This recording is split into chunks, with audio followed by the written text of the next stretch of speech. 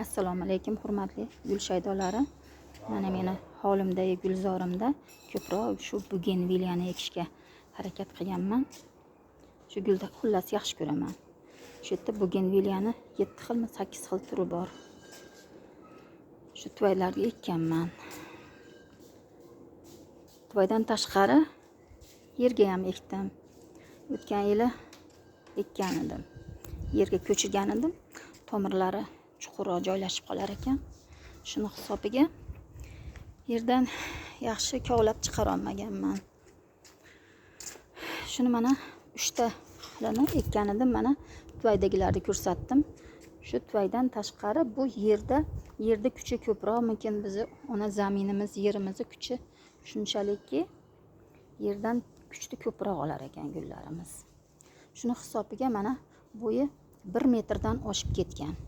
Shuni yarmini, ikkita shoxini men ko'paytirishda gulni parxamada ko'paytirishni bilib qopman. Xullas, shu qo'limdan kelyapti. Qalamchani yerga, gruntga ekib ko'paytirishga qiynaldim, chidab qo'yaman.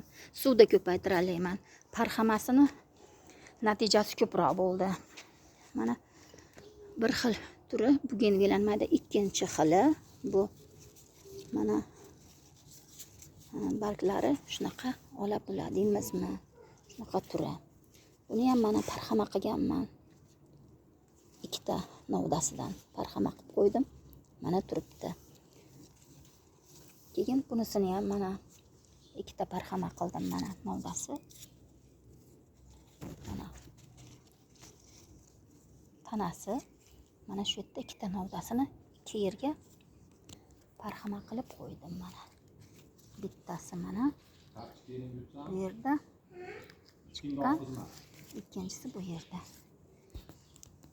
Shu xullas bugenviliyamizni natijasini ko'ramiz.